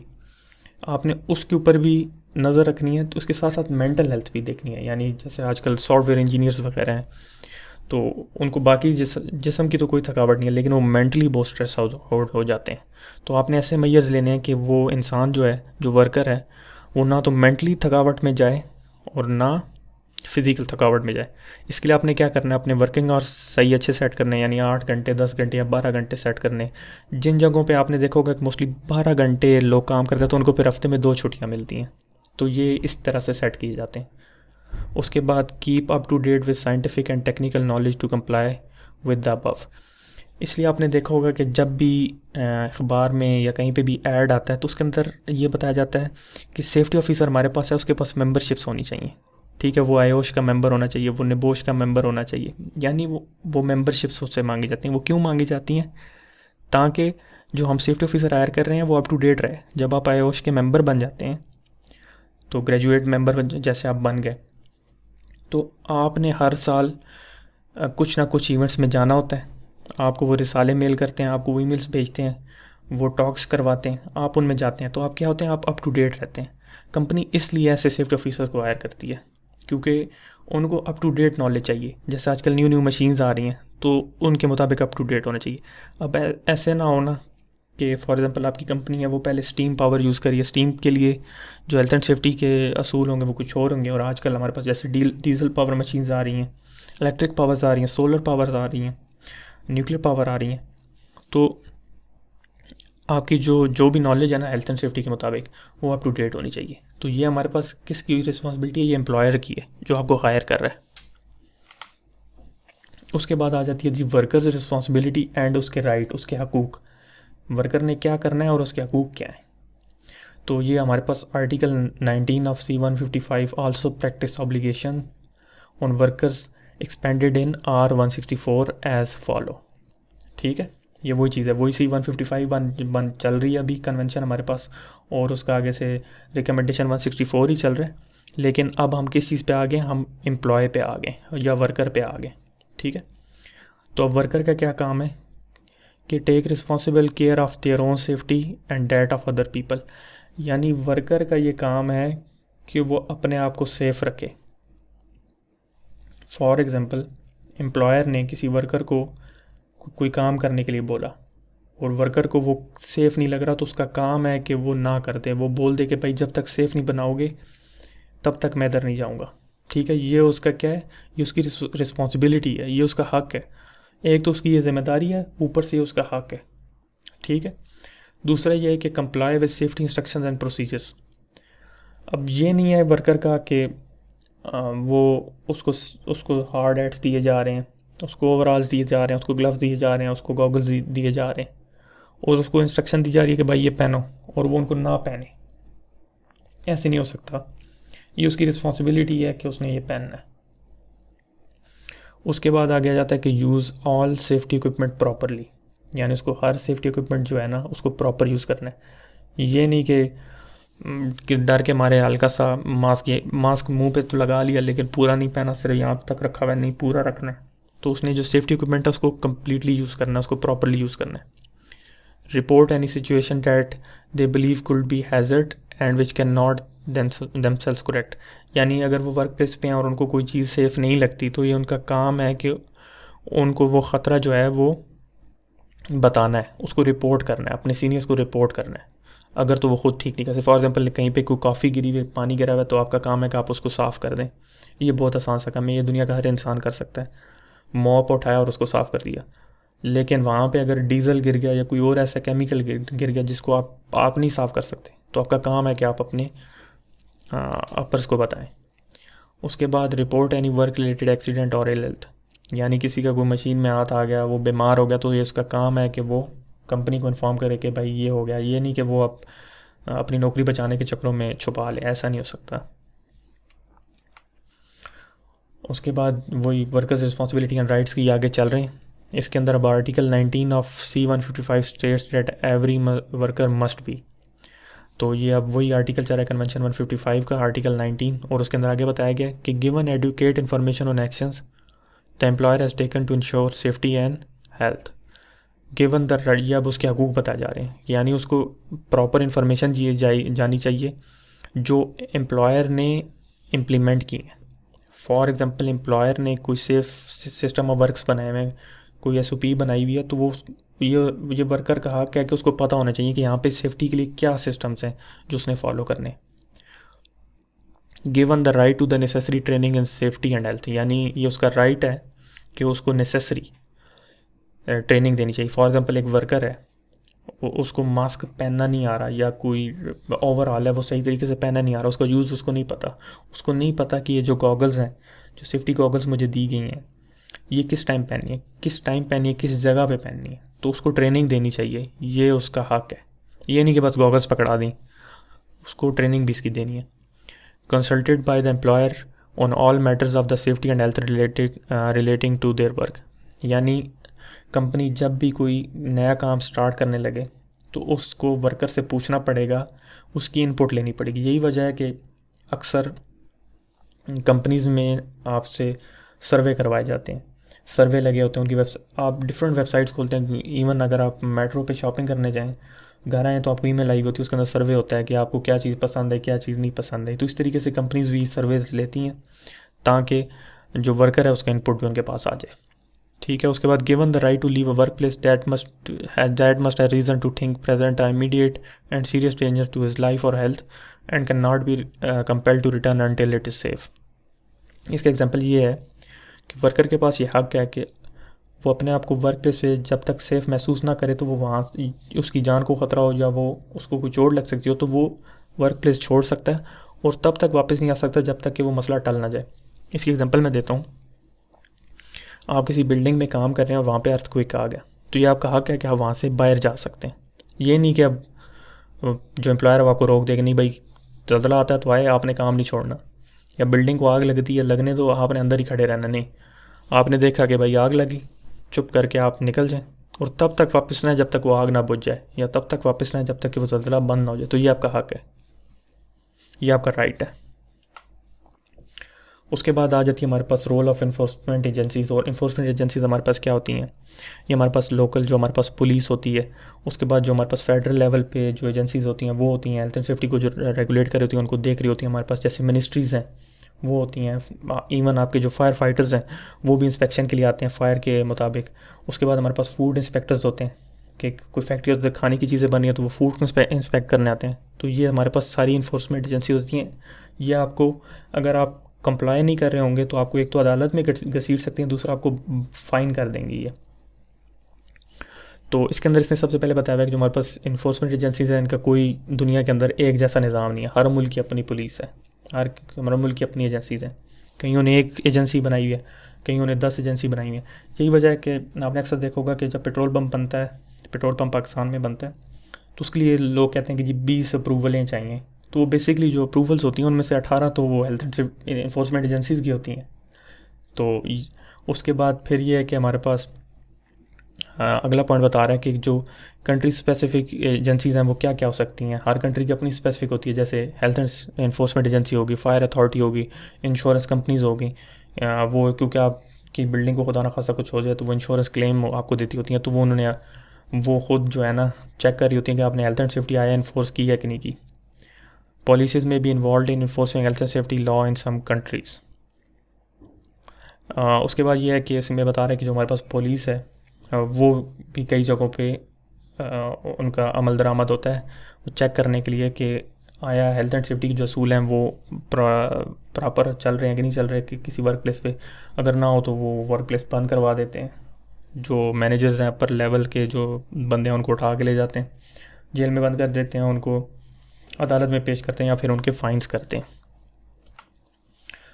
उसके बाद लिखा हुआ है कॉन्सिक्वेंसेस ऑफ नॉन कंप्लायंस, यानी अगर जो हेल्थ एंड सेफ्टी के कंट्री के अपने लोकल असूल हैं अगर आप उनके ऊपर अमल दरामद नहीं करेंगे तो उनका नतीजा क्या निकलेगा, आपको क्या सज़ा होगी। तो इसके अंदर बताया जा रहा है कि breach of health and safety legislation is usually criminal offence, कि हेल्थ एंड सेफ्टी के असूलों पर अमल दरामद ना करना ये क्रिमिनल ऑफेंस है, ठीक है। जिसके नतीजे में इन्फोर्समेंट एक्शन क्या होगा, improvement prohibition. Improvement enforcement action ये है कि कंपनी आएगी, पुलिस आएगी, वो काम बंद करवा देगी, वो कहेगी कि जब तक आप यहाँ पे फायर एक्सटिंग्विशर्स नहीं लगवाएंगे आप तब तक काम नहीं कर सकते। वो इम्प्रूवमेंट चाहेंगे आपसे, वो कहेंगे जब तक वर्कर्स जो हैं ये इक्विपमेंट नहीं पहनेंगे तब तक काम नहीं हो सकता। प्रोहिबिट यानी रोक देना, किसी काम करने से रोक देना। फॉर एग्ज़ाम्पल एक जगह पे एक्सकेवेशन हो रही है, आप फाउंडेशन बनाना चाह रहे हैं और उसके साथ ही एक और बिल्डिंग है, तो अक्सर ये होता है कि पुलिस आ जाती है, इन्फोर्समेंट एजेंसी आ जाती है, वो आपको रोक देती है कि भाई आप फाउंडेशन और नीचे नहीं खोल सकते जब तक कि आप इस घर को सपोर्ट नहीं देंगे, नहीं तो ये घर गिर जाएगा। वो आपको खुदाई करने से रोक देंगे। इसको कहते हैं रोकना, प्रोहिबिट करना। प्रोसिक्यूशन यानी आपके ख़िलाफ़ कानूनी कार्रवाई करना। ऑर्गेनाइजेशन में भी फ़ाइन, ऑर्गेनाइजेशन हैं उनको फ़ाइन किया जाता है, पूरी ऑर्गेनाइजेशन को फ़ाइन किया जाता है। फॉर एग्ज़ाम्पल आपने अक्सर सुना होगा कि कोई भी XYZ ट्रांसपोर्टेशन कंपनी है, कोई भी एयरलाइन है, अगर उसके जो एयरप्लेन्स हैं वो सेफ़ नहीं हैं, वो अक्सर अनसेफ लैंडिंग्स कर रहे हैं, या उनके जो पायलट्स हैं वो इंटॉक्सिकेटेड होकर जहाज़ उड़ा रहे हैं, तो उस पायलट को तो होगा ही होगा, साथ साथ उस ऑर्गेनाइजेशन को भी फ़ाइन हो जाता है कि आपने होने क्यों दिया। उसके बाद ये है कि इंडिविजुअल्स में भी फाइंड और इम्प्रिजन। इसकी एग्जांपल ये है कि एक कंपनी है, उसकी टैक्सी सर्विस है, एक कंपनी उसकी टैक्सीज़ हैं। अब वो टैक्सीज़ जो हैं वो कोई बंदा इंटॉक्सिकेट होकर चला रहा है तो, और उसने कोई बंदा मार दिया, तो अब जो एक्शन होगा वो उस ड्राइवर के ऊपर होगा, ठीक है। इंडिविजुअल भी पकड़ा जा सकता है, ये नहीं कि आप वर्कर हैं तो आपको कुछ नहीं होगा बस कंपनी को पकड़ेंगे, ऐसा नहीं होगा। ये केस टू केस वेरी करता है, और इंडिविजुअल्स जो हैं उनसे अगर कोई गलती हो जाए तो उनको भी पकड़ा जा सकता है और जेल में डाला जा सकता है। उसके बाद ये फिर हमें कुछ और स्टैंडर्ड्स बता रहा है। एक तो हमने बात की international organisation of standard ILO की बात की, तो उसके बाद ये कुछ स्टैंडर्ड्स बता रहा है। आपने देखा होगा कि अक्सर कंपनीज़ में आप जाते हैं तो उनके ऊपर लिखा होता है ISO सर्टिफाइड, यानी वो ISO से सर्टिफाइड होते हैं। ISO क्या है? ये हमारे पास इंटरनेशनल ऑर्गेनाइजेशन ऑफ स्टैंडर्डाइजेशन है। ये एक ऐसी ऑर्गेनाइजेशन है जो स्टैंडर्ड बना देती है। इसने एक पेज बना दिया जिसके ऊपर इसने स्टैंडर्ड लिख दिए कि ये स्टैंडर्ड है, ये आप पूरे करेंगे तो हम आपको ISO का सर्टिफिकेट दे देंगे। तो ये हमारे पास दुनिया का सबसे बड़ा मैनेजमेंट डेवलपर है ऑफ मैनेजमेंट स्टैंडर्ड्स। इसके अंदर फिर ये एग्जांपल दी गई है ISO 9001, ये क्वालिटी मैनेजमेंट का स्टैंडर्ड है। इसके कुछ असूल होते हैं, जब आप वो फॉलो करेंगे तो आप ISO 9001 सर्टिफाइड हो जाएंगे। ISO 14001, इसका नाम आजकल बहुत चर्चा में है। ये एनवायरमेंटल मैनेजमेंट है, क्योंकि आजकल एनवायरमेंट के ऊपर काफ़ी ज़ोर दिया जा रहा है। तो कुछ असूल हैं वो आपने फॉलो करने होते हैं। इसने बनाए हुए डेवलप किए हुए हैं, सिस्टम्स डेवलप किए हुए हैं। अगर आप उनको फॉलो करते हैं तो आप ISO 14001 सर्टिफाइड हो जाते हैं। उसके बाद है ISO 12100 सेफ्टी ऑफ मशीनरी। अक्सर आप क्रेन्स वगैरह पे देखते हैं, या जो क्रेन्स बन रही हैं, जैसे कैट बना रही है, काटो बना रही है, तो उनके ऊपर उन्होंने अपनी वेबसाइट पे लिखा होता है ISO 12100 सर्टिफाइड, यानी ये मशीन जो है ये सर्टिफाइड है, ये सेफ़ मशीन है। क्यों? क्योंकि ये ISO 12100 को फॉलो कर रही है। तो जब आप वो पढ़ते हैं तो आपको पता चल जाता है कि ये भाई इसके अंदर ये सेफ्टी फीचर्स हैं। दूसरी बात यह है कि इसने लिखा हुआ है कि जो स्टैंडर्ड्स हैं ये लॉ नहीं है, ये सिर्फ गुड मैनेजमेंट प्रैक्टिस है। ये कोई मतलब ये नहीं कि दुनिया के अंदर सिर्फ जो ISO 12100 सर्टिफाइड क्रेन है वही चल सकती है, ऐसा नहीं है, ऐसा कोई लॉ नहीं है। लेकिन ये क्या है, ये हमारे पास एक अच्छी मैनेजमेंट प्रैक्टिस है कि जो बड़ी कंपनी होगी वो ऐसी मशीनरी ख़रीदेगी जो ISO 12100 सर्टिफाइड होगी। एक बड़ी कंपनी, उसने अगर कहीं से पार्ट लेने हैं तो वो ऐसी कंपनी से पार्ट लेगी जो ISO 14001 सर्टिफाइड है, क्योंकि उसको पता है कि इन्होंने एनवायरनमेंट को ख़राब नहीं करना है, इन्होंने एनवायरनमेंट को मैनेज ही करना है। ठीक है कि एक बड़ा मैन्युफैक्चरर, उसने पार्ट्स लेने तो वो ISO 9001 ही वाले सप्लायर से ही पार्ट लेगा, क्योंकि उसको पता है कि इसके अंदर क्वालिटी मैनेजमेंट है। ये असूल फॉलो करता है। और they lead to worldwide common approach to good management, यानी इनकी वजह से ये है कि कोई बड़ी कंपनी अमेरिका में बैठी हुई है और एक कंपनी पाकिस्तान के अंदर ISO सर्टिफाइड है, तो उसको पता चल जाएगा कि यहाँ पे भी वैसा ही सेफ काम हो रहा है जैसा अमेरिका में हो रहा है। ठीक है, तो उसकी वजह से ये पूरी दुनिया में एक जैसी अप्रोच आ जाती है।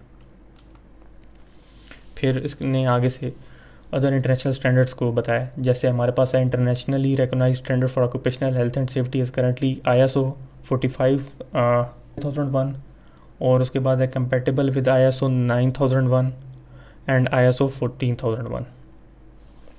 पीछे इसने कुछ ये जैसे स्टैंडर्ड्स की बात की, ISO 9001, ISO 14001, ISO 12100।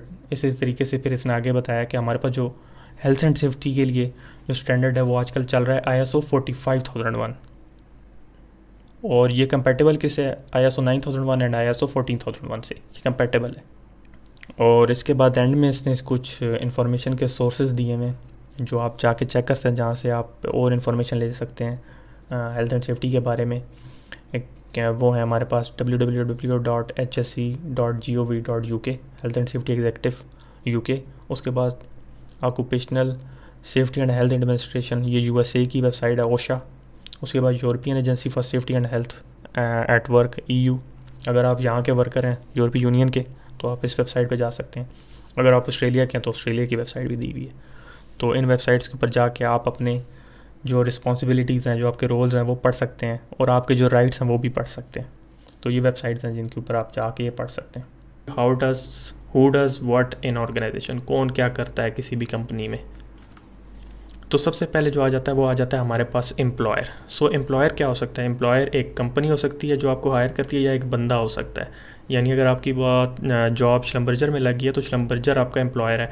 और अगर आप फ्रीलांसिंग करते हैं या आप मुझे ही हायर कर लें, आप मुझे कहते हैं कि भाई मेरे लिए आपने पावर पॉइंट प्रेजेंटेशन बनानी है, तो जो आप हैं वो आप मेरे एम्प्लॉयर होंगे। तो अ पर्सन और ऑर्गेनाइजेशन डैट एम्प्लॉयज़ पीपल, इंसान या इदारा जो एक आदमी को काम करने के लिए भर्ती करता है। उसके बाद the employer in this context is normally an organisation. Health and safety के अंदर मोस्टली जो एम्प्लॉयर है ना वो हम किसी ऑर्गेनाइजेशन को कहेंगे। सच एज जैसे कोई कंपनी होगी, और समटाइम्स एज कॉरपोरेट बॉडी। ठीक है, यानी एक कॉरपोरेट बॉडी होती है, उसको हम आगे भी पढ़ेंगे। कॉरपोरेट बॉडी होती है कि यानी आप श्लम्बर्जर के अंदर जब काम कर रहे हैं, नहीं फॉर एग्जांपल आप टेस्ला के अंदर काम कर रहे हैं, तो आप ये नहीं कह सकते कि भाई इलॉन मस्क के लिए मैं काम कर रहा हूँ। आप जब टेस्ला की बात करते हैं तो एक पूरी कॉरपोरेट बॉडी होगी जिसने आपको हायर किया हुआ होगा, और ये जो बंदे होते हैं ये लीगल पर्सन होते हैं। ठीक है, यानी आप इनको अदालत में घसीटेंगे। उसके बाद ये एम्प्लॉयर के बारे में बता रहा है कि responsibility for ensuring that work place is safe and free of health risk rest with employer. ठीक है, थोड़ी ख़तरनाक इंग्लिश है, लेकिन इसके अंदर ये है कि एम्प्लॉयर की जो रिस्पॉन्सिबिलिटी है वो ये है कि जो वर्क प्लेस है वो सेफ़ हो और फ्री ऑफ हेल्थ रिस्क हो। यानी वर्क प्लेस एक तो बिल्कुल पुरसकून हो, उसके अंदर कोई ख़तरा ना हो, और उसके अंदर किसी भी किस्म का ना कोई ऐसी चीज़ ना हो कोई जिसके ज़रिए आपकी हेल्थ जो है वो इफ़ेक्ट हो सकती है। यानी एक तो ये है कि आपके ऊपर कोई चीज़ ना गिर जाए, फॉर एग्जांपल फॉर्क लिफ्ट आपके ऊपर आके ना गिर जाए, सेफ़ होनी चाहिए। दूसरा ये कि अब फॉर्क लिफ्ट के अंदर कोई केमिकल पड़ा है, कोई बायोलॉजिकल मटीरियल पड़ा है, तो ये नहीं कि आप बीमार हो जाए। ठीक है, आप उधर 10 दिन काम करें उसके बाद आपको अस्थमा हो जाए, या आप 10 साल से उधर काम करें वहाँ पे, तो कोई ऐसी चीज़ें जैसे कोई न्यूक्लियर वेस्ट है, कुछ है जिसकी वजह से आपको कैंसर हो जाए, तो ऐसा ना हो। और ये हम जो है ये सब कुछ हम इन डिटेल डिस्कस कर चुके हैं। किसके अंदर? आपको याद होगा ILO कन्वेंशन C155 के अंदर और ILO रिकमेंडेशन R164 के अंदर। इनके मैं डेप्थ में नहीं जाता क्योंकि ऑलरेडी हम ये पढ़ चुके हैं। ठीक है, फिर ये एम्प्लॉयर को आगे और फिर उसके बारे में बता रहा है। The employer carries ultimate responsibility for ensuring that workplace is safe and free of health and safety risk। ये बात हम पहले भी पढ़ चुके हैं, लेकिन इसके अंदर ये बता रहा है कि जो मेन पॉइंट वो बता रहा है कि जो एम्प्लॉयर है वो अल्टीमेट रिस्पॉन्सिबिलिटी है उसी की, यानी जो सबसे ज़्यादा रिस्पॉन्सिबिलिटी है वो एम्प्लॉयर की है। ये नहीं आप कह सकते कि भाई इसकी आँखें नहीं है, नीचे पानी पड़ा था ये स्लिप क्यों हो गया। नहीं, आपकी गलती नहीं है, पानी क्यों पड़ा हुआ है ये वजह है। वो अदालत में जब लेके जाएगा तो अदालत ये नहीं कहेगी अच्छा पानी पड़ा था स्लिप हो गया चलो, नहीं। अल्टीमेट रिस्पॉन्सिबिलिटी जो है वो एम्प्लॉयर की ही है। दूसरी बात ये बता रहा है कि ensure the safety of workers and others. अब ये नहीं कि अब वर्क प्लेस के अंदर हैं तो कि रोड है, रोड के आपके लेफ़्ट साइड के ऊपर जो है वो कंस्ट्रक्शन हो रही है, तो ये नहीं कि जो सिर्फ जो वर्कर्स है वहाँ पे वो काम कर रहे हैं वही सेफ़ हो। ये ना हो कि अब आपने रोड ही को खोद दिया, गाड़ी अंदर जाके घुस गई, तो आप कहें नहीं भाई ये तो मेरे एम्प्लॉय नहीं है, ये मर गया तो मेरा उससे कोई लेना देना नहीं है, उसकी टांग टूट गई तो मेरा उससे कोई नहीं। कोई भी बंदा जिसके अंदर फॉर एग्जांपल विजिटर्स हैं, कॉन्ट्रैक्टर्स हैं, और डिफरेंट लोग भी आपके पास आ सकते हैं, आपकी कंपनी के अलावा के बंदे भी और कंपनी के काम करें, तो सबकी जो अल्टीमेट रिस्पॉन्सिबिलिटी है वो एम्प्लॉयर की है। फिर इसके आगे ये बता रहा है डायरेक्टर्स एंड सीनियर मैनेजर्स। ये जो हमारे पास है ये टॉप मैनेजमेंट होती है, टॉप टीयर मैनेजमेंट होती है, जिसके अंदर हमारे पास सबसे पहले ऊपर मैनेजिंग डायरेक्टर्स आते हैं, फिर हमारे पास डायरेक्टर्स आते हैं, फिर हमारे पास सीनियर मैनेजर्स आते हैं, फिर मैनेजर्स आते हैं, फिर लाइन मैनेजर्स आते हैं। तो इनके बारे में बता रहे हैं कि give an organisation its direction. ये किसी भी ऑर्गेनाइजेशन को उसकी राह दिखाती है, यानी आपने सेफ्टी की तरफ जाना है या आपने पैसा कमाना है, ये जो डायरेक्शन है ये डायरेक्टर्स ही देते हैं। आगे बता रहा है सेट इट प्रायोरिटीज़, यानी ये प्रायोरिटी सेट करेगा कि यानी क्या होना है कंपनी के अंदर। और उसके बाद ये है कि ये एलोकेट करते हैं resources and appoint competent persons, यानी अब इनके ऊपर है कि ये कितने रिसोर्सेज देते हैं, ये हेल्थ एंड सेफ्टी के लिए कितने कॉन्शियस हैं, ये कितना पैसा लगाएंगे, कितना टाइम लगाएंगे, कितनी एफर्ट लगाएंगे, कितने ही अच्छे बंदे ये लोग हायर करेंगे। क्योंकि जो बंदा जितना कॉम्पिटेंट नहीं होगा, जितना अच्छा नहीं होगा, वो उतना सस्ते में मिलेगा। जो कॉम्पिटेंट बंदा होगा, जो हाईली क्वालिफाइड बंदा होगा, जिसके पास सर्टिफिकेशंस होंगी, जो अप टू डेट होगा, वो बंदा जो है वो उसके लिए आपको फिर पैसे चाहिए। ठीक है, उसके बाद ये एलोकेट रिस्पॉन्सिबिलिटी करेगा, यानी कंपनी का एक पूरा मैनेजमेंट सिस्टम होगा, पता होगा कि किसने क्या करना है। ये नहीं कि बस सेफ्टी ऑफिसर आपने हायर कर लिया तो बस वही साइट मैनेजर है, वही सब कुछ करा रहा है, वही चीज़ें भी अनलोड करवा रहा है, वही कह रहा है भाई ठीक है यार ये पेंट अच्छा है, वो भी सब कुछ वही कर रहा है। ये नहीं, हर बंदे की अलग रिस्पॉन्सिबिलिटी होगी। इंजीनियर का अलग काम है, डिज़ाइनर का अलग काम है, सेफ्टी ऑफिसर का अलग काम है, एक सिंपल वर्कर का अलग काम है, फॉर्कलिफ्ट जो ऑपरेटर है उसका अलग काम है। उसके बाद इसकी एक और सबसे बड़ी जो रिस्पॉन्सिबिलिटी है कि जितनी भी लीगल रिक्वायरमेंट्स हैं वो कंप्लीट हो रही हैं। अब जो आपके लोकल लॉज हैं वो कंप्लीट हो रहे हैं। लोकल लॉज कहते हैं कि भाई दिन के अंदर आप सिर्फ 8 घंटे काम करवा सकते हैं, तो ये जो एम्प्लॉयर है, ये जो डायरेक्टर्स हैं और जो सीनियर मैनेजर्स हैं वही कहेंगे कि भाई एम्प्लॉय जो वर्कर्स हैं वो 8 घंटे काम करेंगे। अब ये नहीं कि वो आगे कह दें कि जी 12 घंटे काम करेंगे, नहीं, वो अब आपका लोकल लॉ है, आप उसके ख़िलाफ़ नहीं जा सकते। फिर उन्हीं के बारे में आगे से और बता रहा है कि directors and senior managers can have enormous influence over the organisation and its priorities. जो हम अपनी पीछे बात की, मैंने जो एक्सप्लेन की कि जो मेन इन्फ्लुएंस है ना, वो ये डायरेक्टर्स ही लगा सकते हैं। डायरेक्टर्स जैसे होता नहीं है, बोनसेस वगैरह जो हैं, यानी सब कुछ डायरेक्टर्स के हाथ में है। वही लोग आपकी सैलरी डिसाइड कर रहे होते हैं, वही सारी प्रायोरिटीज डिसाइड कर रहे होते हैं, वही डिसाइड कर रहे होते हैं कि भाई हेल्थ एंड सेफ्टी कहाँ तक हमने लेके जानी है, या हमने बस बराए नाम रखनी है, या इसको हमने अपनी कंपनी को एक एग्जाम्पल बनाना है। ये सब कुछ जो है वो डायरेक्टर्स के हाथ में होता है। The way they are perceived by those lower in the management hierarchy is very important. They must demonstrate clear commitment and leadership with regard to health and safety. यानी perceive होता है यानी किसी का अक्स लेना, किसी को समझना। यानी आप मुझे या किसी इंसान को देखते हैं तो आप समझ जाते हैं, आप परसीव कर लेते हैं कि ये पढ़ा लिखा है कि नहीं है, ये अमीर है कि नहीं है, ये सब कुछ जो है ये आप परसीव कर लेते हैं। तो जो लोअर लेवल पे वर्कर्स होते हैं वो इंस्पिरेशन लेते हैं अपनी हायर मैनेजमेंट्स में। उनको पता होता है कि ये जो बंदे हैं क्या ये हेल्थ एंड सेफ्टी के लिए कॉन्शियस है कि नहीं है। यानी डायरेक्टर साहब ने खुद जब सीट बेल्ट नहीं लगाई हुई होगी तो वर्कर कभी भी सीट बेल्ट नहीं लगाएगा। डायरेक्टर साहब जब आपकी वर्क साइट विज़िट कर रहे हैं, अगर उन्होंने हार्ड हैट नहीं पहना हुआ तो हर कोई कहेगा मैं नहीं पहनूंगा। यानी उनको अपनी कमिटमेंट दिखानी चाहिए, कमिटमेंट खुद करके भी दिखानी चाहिए और रिसोर्सेज एलोकेट करके भी दिखानी चाहिए। उसके बाद ये निचले दरमियाने तबके की बात करें जिसके अंदर हमारे पास मिडल मैनेजर्स आ जाते हैं, सुपरवाइजर्स आ जाते हैं। सुपरवाइजर को अक्सर हम लाइन मैनेजर्स भी कह देते हैं। कन्वेयर बेल्ट वाली अगर आपकी असेंबली लाइन है तो उसके अंदर इनको लाइन मैनेजर्स कह देते हैं। कंस्ट्रक्शन साइट है तो हम इनको सुपरवाइज़र कह देते हैं। तो ये मिड टायर आ जाता है, मिडल मैनेजमेंट इसको हम कहते हैं। ठीक है, जो middle managers and supervisors are involved in the day to day operation. यानी डायरेक्टर जो हैं वो डे टू डे ऑपरेशंस के बारे में उनको नहीं पता होता। डे टू डे जो ऑपरेशन करवाता है वो हमारे पास मिडल मैनेजर्स करवाते हैं और सुपरवाइजर्स करवाते हैं। And they are responsible for the health and safety standards within the operations under their control. यानी जो चीज़ें उनके अंडर कंट्रोल है ना, उनके अंदर जो हेल्थ एंड सेफ्टी स्टैंडर्ड्स हैं वो यही सेट करते हैं। अगर कंपनी ने सेट की हुई है तो यही देखते हैं, यही एक किस्म के इन्फोर्स करवा रहे होते हैं हमारे पास हेल्थ एंड सेफ्टी स्टैंडर्ड्स को। उसके बाद ये बता रहा है कि shared responsibilities of joint occupiers of premises. आपने अक्सर देखा होगा कि एक बड़ी बिल्डिंग होती है जैसे 30 मंजिला 40 मंजिला, उसके अंदर ये नहीं होता कि एक ही कंपनी के बंदे काम कर रहे हो। हर डिफरेंट फ्लोर्स होते हैं, डिफरेंट कंपनीज हमने हायर किए होते हैं। उसके अलावा जब भी किसी कंपनी को कोई कॉन्ट्रैक्ट मिलता है तो उसके अंदर डिफरेंट जॉइंट वेंचर्स हो रही होती हैं। फाउंडेशन का काम कोई और कंपनी कर रही है, सीमेंटिंग का काम कोई और कंपनी कर रही है, जो इरेक्शन का काम है वो कोई और कंपनी कर रही है, क्रेन्स किसी और कंपनी की होती हैं। तो ये इन सब की जो शेयर रिस्पॉन्सिबिलिटीज़ होती हैं ना हेल्थ एंड सेफ्टी से रिलेटेड, वो हम इसके अंदर बताते हैं।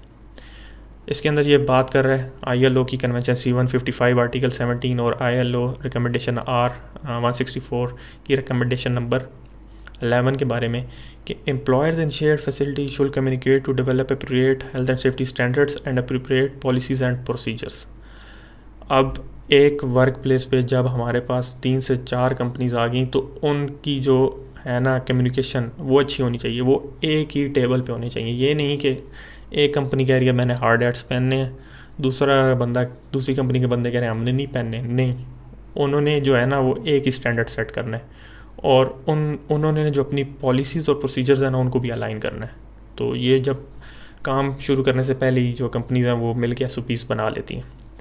इसके अंदर क्या आ जाता है, जैसे fire and emergency response. Work site तो एक है ना, अब ये तो नहीं हो सकता कि एक कंपनी के बंदों को ऑर्डर हो के आग लगी तो आपने चले जाना है और दूसरे वालों को ऑर्डर हो के भाई आग भी लग जाए तो आपने नहीं जाना। ऐसे नहीं होगा। उनकी जो रिस्पॉन्सिबिलिटीज़ हैं वो शेयर होंगी, सारी कंपनीज़ के बंदे मिल के जो सेफली एवैक्यूएट करेंगे और फिर सेफली जो है ना मिल के जो फायर फाइटिंग टीम होगी उसकी हेल्प करेंगे, उसको बताएंगे कि आपने क्या करना है।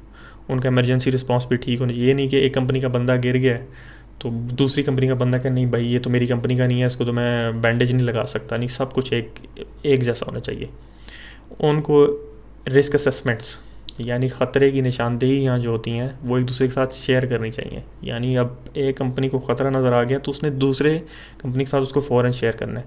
उसके अलावा ये सारी चीज़ें तभी बढ़ेंगी जब ये जॉइंट मैनेजमेंट की कमेटी मीटिंग्स होगी।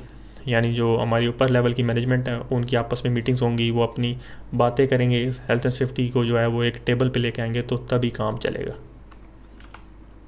उसके बाद आगे कॉन्ट्रैक्टर मैनेजमेंट।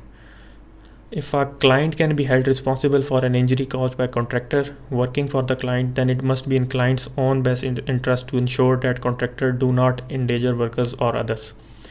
इसकी मैं एक आपको एग्जांपल देता हूँ। फॉर एग्जांपल एक कंपनी है BP, ब्रिटिश पेट्रोलियम, उसने श्लम्बर्जर को हायर किया है। अब जो हमारे पास BP है वो हो गई क्लाइंट, जो श्लम्बर्जर होगी वो हो गया हमारे पास कॉन्ट्रैक्टर। लेकिन वेल साइड पे कुछ हो गया, कोई वाक़या हो गया, तो जो नेगेटिव पब्लिसिटी होगी वो दोनों की तरफ ही जाएगी। ये नहीं हो सकता कि जो BP है वो सारी रिस्पॉन्सिबिलिटी श्लम्बर्जर पे डालते, नहीं। अल्टीमेट रिस्पॉन्सिबिलिटी किसकी है? आपके क्लाइंट की है, क्लाइंट के बेस्ट इंटरेस्ट में, क्योंकि क्लाइंट का नाम भी ख़राब होगा। लीगल एक्शन होंगे वो क्लाइंट के ख़िलाफ़ भी होंगे, ठीक है। तो इट इज़ बेस्ट है ना कि क्लाइंट जो है ना वो इंश्योर करे कि वो ऐसा कॉन्ट्रैक्टर हायर कर रहा है जिसकी हेल्थ एंड सेफ्टी रिकॉर्ड बहुत अच्छा, जिसकी कमिटमेंट बहुत अच्छी है, जो हेल्थ एंड सेफ्टी वो चाहते हैं वही कॉन्ट्रैक्टर उनको प्रोवाइड करेगा। यही उनके बेस्ट इंटरेस्ट में है और उनका काम है कि उन्होंने इंश्योर करवाना है। इसलिए जो क्लाइंट का सेफ्टी ऑफिसर होता है वो एक लेवल अप होता है, वो कॉन्ट्रैक्टर के जो सेफ्टी ऑफिसर है उसको बता रहा होता है, कह रहा होता है, बार बार पुश कर रहा होता है कि आप इम्प्रूव करें, क्योंकि उनका बेस्ट इंटरेस्ट है, इसी यही वजह है। उसके बाद ये बता रहा है share duties. The way that client manages contractor can be broken down into 3 की एरियाज। सिलेक्शन ऑफ कॉन्ट्रैक्टर, मैंने अपने पहले बात की कि कॉन्ट्रैक्टर है जो उसको सेलेक्ट ही आपने इस तरह करना है कि वो उसका हेल्थ एंड सेफ्टी जो है वो रिकॉर्ड जो हो वो ही अच्छा हो, यानी उसकी भी थिंकिंग ये हो कि मैंने काम नहीं करना, काम करना है तो अच्छे तरीके से करना है, सेफली करना है। इसको हम आगे और भी पढ़ेंगे, और पॉइंट्स भी हैं।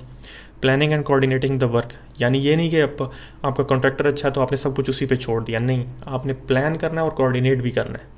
और उसके बाद सबसे मेन चीज़ आपने मॉनिटर करना है और मैनेज करना है, यानी आपने मॉनिटर करना है, आपने देखना है कि कैसा काम हो रहा है, काम अगर सही नहीं हो रहा तो उसको मैनेज कैसे करना है, ठीक है। यही वो बात आप आगे आ गई। Selection of contractors, things you should check, health and safety policy, ठीक है, यानी आपका जो कॉन्ट्रैक्टर है उसकी हेल्थ एंड सेफ्टी पॉलिसी क्या है, आया वो आपके लोकल लॉ के साथ अलाइन करती है कि नहीं करती, आपकी जो कंपनी है, आप जो क्लाइंट कंपनी है उनके साथ अलाइन करती है कि नहीं करती। रिस्क असेसमेंट्स, आपने चेक करना है कि क्या वो जो ख़तरे हैं उनको वो नाप रहे हैं कि नहीं नाप रहे।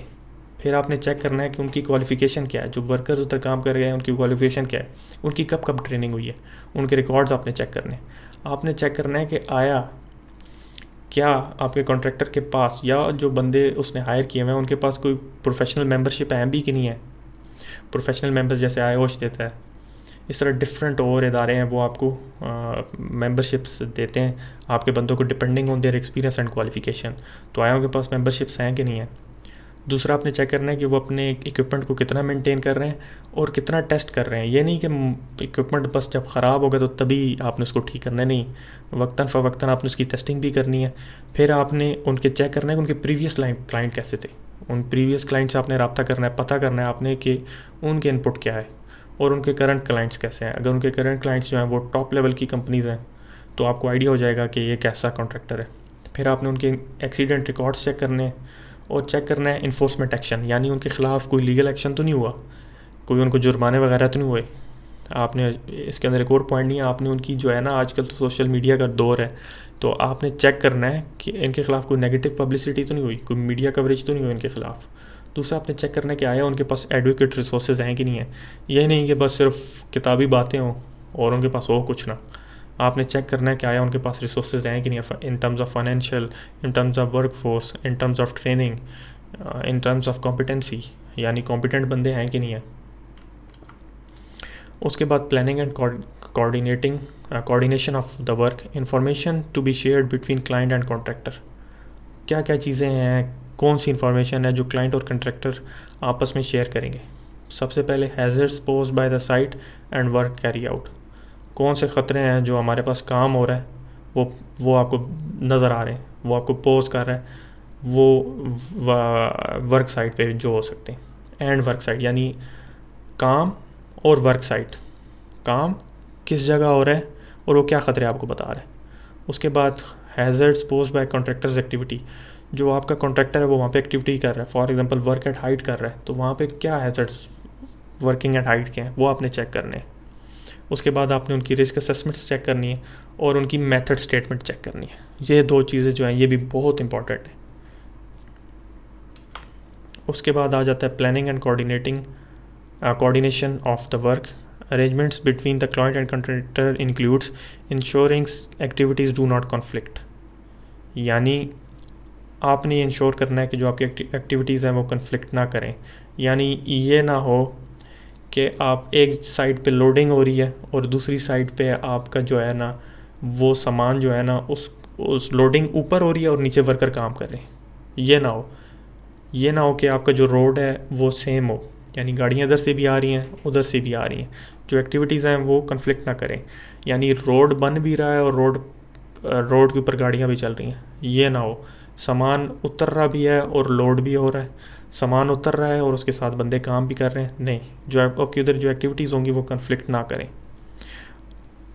उसके बाद permit to work system to control activities, यानी परमिट टू वर्क सिस्टम हम इसको आगे और पढ़ेंगे। परमिट टू वर्क सिस्टम होता है यानी काम करने की इजाज़त, यानी जब रोड पे काम हो रहा होगा तो उस वक्त गाड़ियों के चलने की इजाज़त नहीं होगी। गाड़ियों के चलने की इजाज़त तब होगी जब उनके पास वर्क परमिट होगा। उनके पास जब वर्क परमिट होगा तो उनको पता होगा कि अब रोड खाली है।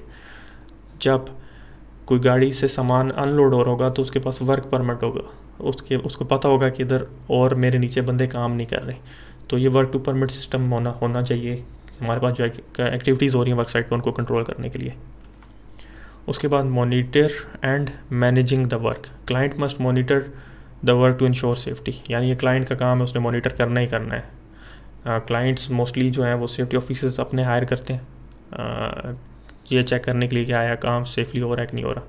The client can stop the work if it involves unsafe practices, यानी ये क्लाइंट का काम है, बस उसने देखना नहीं है, मॉनिटर कर रहा है सिर्फ कि अच्छा काम ठीक हो रहा है कि नहीं हो रहा। नहीं, अगर काम ठीक नहीं हो रहा, काम सेफ़ नहीं हो रहा तो उसकी ज़िम्मेदारी है कि वो उस काम को रोक दे। फिर auditing against agreed method statement is a good technique, यानी जो हमारे पास एग्रीड मेथड स्टेटमेंट थी, काम करने का जो एग्रीड तरीका था उसको आपने ऑडिट भी करवाना है, यानी उसको चेक भी करना है। तो गाइज़ ये था हमारा एलिमेंट 1 जो हमने कंप्लीट कर लिया है। तो उम्मीद है मेरी जो वीडियोज़ हैं वो आपके लिए हेल्पफुल होंगी। तो आप मेरे लिए ये कर सकते हैं कि आप इस चैनल को सब्सक्राइब कर सकते हैं, कमेंट कर सकते हैं और मुझे लिंक्डइन पे फॉलो कर सकते हैं। अगर आपका कोई क्वेश्चन हो, कोई आपने मशवरा लेना हो या कोई आपका काम है तो आप मुझे लिंक्डइन के ऊपर मैसेज कर सकते हैं। इंशाल्लाह अगर टाइम हुआ तो मैं ज़रूर आपको रिप्लाई करूँगा। उम्मीद है ये आपको मेरी वीडियो पसंद आएगी। ऐसी और वीडियोज़ देखने के लिए चैनल को सब्सक्राइब करना ना भूलिएगा। अल्लाह हाफ़िज़।